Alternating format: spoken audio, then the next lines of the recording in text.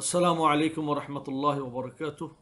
প্রিয় দর্শক শ্রোতা, আপনাদেরকে অভিনন্দন। গতকাল আমরা লন্ডন ভিত্তিক একটি চ্যারিটি সংগঠন, সাহিত্যসেবী সংগঠন কলম সংসদ লন্ডন এর তত্ত্বাবধানে আমরা একটা সাহিত্য আড্ডায় বসেছিলাম। আমরা সেই সাহিত্য আড্ডায় সভাপতিত্ব করেছিলেন লন্ডনস্থ কলম সংসদের সম্মানিত সভাপতি, বিশিষ্ট কবি, বিশিষ্ট সাহিত্যিক এবং যিনি লন্ডনে বসেও বাংলা ভাষাকে চর্চা করার বিষয়টা অত্যন্ত গুরুত্ব সহকারে গ্রহণ করেছেন এবং তার সেই সংগঠনটা তিনি দুনিয়াব্যাপী বাংলা সাহিত্যকে চর্চার জন্য পৌঁছে দেওয়ার ব্রতে যিনি লিপ্ত, তিনিই সভাপতিত্ব করছিলেন। তো সেখানে অনেক দর্শক শ্রোতা আমাদের লাইভে আমাদের সাথে যুক্ত হয়েছিলেন। সেখান থেকে নানা প্রশ্ন আসে, কমেন্ট আসে। একটা প্রশ্ন ছিল, ইসলামের দৃষ্টিতে কবিতা চর্চা করা জায়েজ কিনা, বৈধ কিনা। তো স্যার আজকে আমাকে একটা ভয়েস মেসেজ পাঠিয়েছেন এই প্রসঙ্গে কিছু কথা বলার জন্যে। তো আমি সেই প্রসঙ্গেই কিছু কথা বলার জন্য বসেছি। আসলে কোরআনে পাকের একটা আয়াত আছে, আশ-শুআরাউ ইয়াত্তাবিউহুমুল গাবুন। অনেক মানুষ কোরআনে হাকিমের এই আয়াতকে অবলম্বন করে কবিকে এবং কবিতাকে নেতিবাচকভাবে চিহ্নিত করতে চান। তো তারা এই আয়াতের শেষের দিকের অংশটাকে যদি একটু দৃষ্টি দিতেন, তাইলে কখনো কবিতাকে এবং কবিকে নেতিবাচক দেখতেন না, নেতিবাচক অভিহিত করতেন না, সেটাই আমাদের বিশ্বাস। কারণ কবিতা মোরালি মন্দ কোনো বিষয় নয়, সেটার ব্যাপারে আমি আপনাদের সামনে আলোকপাত করছি। একদা রাসূলুল্লাহ সাল্লাল্লাহু আলাইহি ওয়াসাল্লামের কাছে তারই সভাকবি হযরত হাসান রাদিয়াল্লাহু আনহু এসে বললেন, ইয়া রাসূলুল্লাহ, সাব্বাকা আবু সুফিয়ান ওয়াল হারিস। আল্লাহ রাসূল সাল্লাল্লাহু আলাইহি ওয়াসাল্লামকে বললেন, হে রাসূল সাল্লাল্লাহু আলাইহি ওয়াসাল্লাম, আপনাকে আবু সুফিয়ান এবং হারিস গালমন্দ করেছেন। আফা আসুব্বুহুমা ওয়া আসুব্বু কুরাইশ। তিনি বলছেন যে, ইয়া রাসূলুল্লাহ সাল্লাল্লাহু আলাইহি ওয়াসাল্লাম, যেহেতু তারা আপনাকে গালমন্দ করেছে, সেহেতু আমিও কি তাদের গালমন্দের প্রতি উত্তরে তাদেরকে কি গালমন্দ করব? এবং আমি তাদের বংশ কুরাইশকেও আমি গালমন্দ করব? এখানে উল্লেখ্য যে আল্লাহ রাসূল সাল্লাল্লাহু আলাইহি ওয়াসাল্লাম নিজেও ছিলেন কুরাইশ বংশের বনু হাশিম গোত্রের একজন সন্তান। কুরাইশ বংশকে গালমন্দ করবেন, এটার যখন অনুমতি চাইলেন হযরত হাসান, তখন আল্লাহ রাসূল সাল্লাল্লাহু আলাইহি ওয়াসাল্লাম তাকে বললেন, মাযা তাফআলু বিয়া ওয়া আনা আইযান মিন কুরাইশ। হে হাসান, তুমি তো বলছো কুরাইশ বংশকেও গালমন্দ করবে, তখন সেই গালমন্দের ছিটকা তো আমার গায়েও পড়বে, আমাকে নিয়ে কি করবে, আমিও যেহেতু কুরাইশ বংশের একজন সন্তান। তখন হযরত হাসান রাদিয়াল্লাহু আনহু চমৎকার একটা উপমায় আল্লাহ রাসূল সাল্লাল্লাহু আলাইহি ওয়াসাল্লামের এই কথাটার উত্তর দিলেন। তিনি বললেন যে, আসুল্লুকা কামা তুসাল্লু শা'রাতু মিনাল আজিন।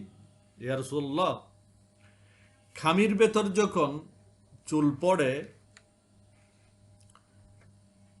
যারা খামি দিয়ে রুটি বানায় তারা ওই চুলটাকে খামি থেকে বের করার সময় যেভাবে চুলের গায়ে এক বিন্দু খামি লাগে না, সেভাবে আপনি সুরক্ষা পাবেন। অর্থাৎ সেভাবে আমি আমার কুরাইশ বংশের গালমন্দের সেই ছিটকা যেন আপনার গায়ে না লাগে, সেটা আমি আপনাকে বের করে নিয়ে আসবো। অর্থাৎ খামি থেকে চুল বের করলে যেভাবে চুলের গায়ে খামি লাগে না, আমি কুরাইশ বংশের আবু সুফিয়ান এবং হারেসকে গালমন্দ করব, আর সেই গালমন্দ আপনার গায়ে পড়বে না, আপনাকে সেই সন্তর্পণে আমি বের করে নিয়ে আসব। হযরত হাসান রাদিয়াল্লাহু আনহুর এই চমৎকার উপমা সম্বলিত কথা শুনে আল্লাহ রাসূল বলছেন, আনশিদ ওয়া রূহুল কুদুস মাআক, হে হাসান, তুমি কবিতা রচনা করো হারেসের বিপক্ষে, আবু সুফিয়ানের বিপক্ষে। তোমার সহযোগী হবে, তোমাকে এই কর্মে সাহায্য করবেন ফেরেশতা কুল সরদার জিবরিল আমিন আলাইহিস সালাতু ওয়াস সালাম। অর্থাৎ তোমার এই কবিতা রচনায় তোমাকে সহযোগিতা করবেন জিবরিল। তাইলে দেখেন এখানে আল্লাহ রাসূল সাল্লাল্লাহু আলাইহি ওয়াসাল্লামের যেই কথা এবং হাসান রাদিয়াল্লাহু তাআলা আনহুর যেই কথা, তাতে দেখা যায় আল্লাহ রাসূল সাল্লাল্লাহু আলাইহি ওয়াসাল্লাম কবিতাকে উদ্বুদ্ধ করেছেন। এরপর আমি যে কথাটা বলতে চাচ্ছি, আল্লাহ রাসূল সাল্লাল্লাহু আলাইহি ওয়াসাল্লাম কবিদের পৃষ্ঠপোষক ছিলেন। কিভাবে? আল্লাহ রাসূল সাল্লাল্লাহু আলাইহি ওয়াসাল্লামের বেশ কজন সভাকবি ছিলেন। তাদের একজন হচ্ছেন, যেমন আমি কয়েকজনের নাম উল্লেখ করতে চাই। একজন হলেন হযরত হাসান রাদিয়াল্লাহু আনহু, তার উপাধিটাই ছিল শায়রুর রাসূল, যিনি নবী সাল্লাল্লাহু আলাইহি ওয়াসাল্লামের কবি। আর অন্যদিকে আরেকজন কবি ছিলেন, তিনিও সুবিখ্যাত। তাবুকের যুদ্ধের পরে তার তওবা কবুলের ব্যাপারে আল্লাহ পাক কোরআন নাজিল করেছেন, তিনি হলেন হযরত কাব বিন মালিক রাদিয়াল্লাহু আনহু। তাছাড়া আরো বিষয় আছে, কাব বিন জুহাইর একজন কবি আছেন, যেই কবির এক্সিলেন্সি দেখে, যেই কবিতার চমৎকারিত্ব দেখে আল্লাহ রাসূল সাল্লাল্লাহু আলাইহি ওয়াসাল্লাম স্বয়ং নিজের শরীর মুবারক থেকে চাদর খুলে তাকে উপহার দিয়েছিলেন। এছাড়া আমি আরেকটা কবিতার প্রতি আল্লাহ রাসূল সাল্লাল্লাহু আলাইহি ওয়াসাল্লামের আন্তরিকতার ব্যাপারে আরেকটা আমি কথা বলছি, যে এক প্রেসিডেন্ট আল্লাহ রাসূল সাল্লাল্লাহু আলাইহি ওয়াসাল্লামের জন্য তৎকালীন সময়ে দুটো মেয়ে উপঢৌকন পাঠিয়েছিলেন। একজনের নাম শিরিন কিপ্তিয়া, আরেকজনের নাম হচ্ছে মারিয়া কিপ্তিয়া। মারিয়া কিপ্তিয়াকে আল্লাহ রাসূল সাল্লাল্লাহু আলাইহি ওয়াসাল্লাম বিয়ে করেছিলেন, শাদী করেছিলেন। আবার শিরিন কিপ্তিয়াকে কবিতার উপঢৌকন হিসেবে রাসূল সাল্লাল্লাহু আলাইহি ওয়াসাল্লামের সভাকবি হিসেবে হযরত হাসান রাদিয়াল্লাহু আনহুকে উপঢৌকন দিয়ে দিয়েছিলেন, এবং হাসান রাদিয়াল্লাহু তাআলা আনহু সেই শিরিন কিপ্তিয়াকে বিয়েও করেছিলেন।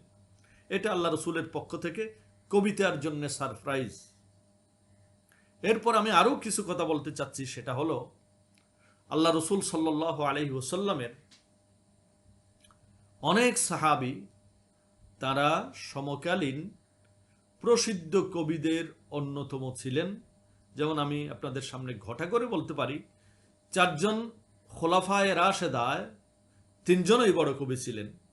হযরত আবু বকর রাদিয়াল্লাহু আনহু অসাধারণ মাপের কবি ছিলেন, হযরত ওমর রাদিয়াল্লাহু আনহু অসাধারণ মাপের কবি ছিলেন, এবং হযরত আলী রাদিয়াল্লাহু আনহু তো সমকালীন সেরা কবিদের অনেকটা শীর্ষেই ছিলেন, যার কবিতার এক্সিলেন্সি আমরা এখনো দেখতে পাই। অনার্স মাস্টার্স পর্যায়ে হযরত আলী রাদিয়াল্লাহু তাআলা আনহু এর কবিতা এখনো সিলেবাসভুক্ত হয়ে পঠিত হচ্ছে পৃথিবীর যেখানেই আরবিক লিটারেচার আছে সেখানেই। তাইলে আমরা কবিতা এর ব্যাপারে ইসলামের ইতিবাচক নানা মনোভাব আছে এবং সেটা জায়েজই, তবে কবিতার বিষয়বস্তুর বিষয়টাই জায়েজ না জায়েজ সেটা নির্ণয় করার পরিমাপক। আরেকটা কথা আমি বলতে চাচ্ছি, আমাদের যে সমস্ত হাদিস গ্রন্থগুলো আছে, বুখারী থেকে শুরু করে সেহাসিত্তার হাদিস এবং সেহাসিত্তার বাইরের হাদিসেও মাঝে মাঝে কবিতার উদ্ধৃতি আছে। সেটা না জায়েজ হলে এই উদ্ধৃতি কবিতাতে দেয়া, এই উদ্ধৃতি কবিতার হাদিসের কিতাবে দেয়া কখনো বৈধ হতো না। আরেকটা বিষয় আপনাদের সামনে আমি স্পষ্ট করবার চাই, সমস্ত তাফসীরে আরবি ভাষা, শব্দ, উপমা, উৎপ্রেক্ষা বোঝানোর জন্যে কোরআন শরীফের শব্দগুলোকে বিশ্লেষণ করার ক্ষেত্রে, ভাবটাকে বিশ্লেষণ করার ক্ষেত্রে, কোরআন যখন আরবদের উপর নাজিল হয়েছিল সেই সময়ের প্রেক্ষাপট বোঝানোর জন্যে এমন কোনো তাফসীর গ্রন্থ নাই যেই তাফসীর গ্রন্থে কবিতার উদ্ধৃতি নাই। তাইলে তাফসীরে যদি কবিতার অবস্থান থাকতে পারে, বিশুদ্ধ হাদিসে যদি কবিতার অবস্থান থাকতে পারে, রসুল সাল্লাল্লাহু আলাইহি ওয়াসাল্লাম যদি কবিতার জন্য পুরস্কার দিতে পারেন এবং রসুল সাল্লাল্লাহু আলাইহি ওয়াসাল্লাম যদি তার একজন কবিকে বলেন তোমার কাব্য চর্চার ক্ষেত্রে তোমাকে সাহায্য করবেন জিবরাইল, তাইলে কবিতার ব্যাপারে নেতিবাচক মনোভাব পোষণ করা কখনো একটা সুবোধ বুদ্ধির বিচিন্তকের কাজ নয়। শুধু তাই নয়, রসুল সাল্লাল্লাহু আলাইহি ওয়াসাল্লামকে আমরা দেখি খন্দকের ময়দানে কবিতা বলতে।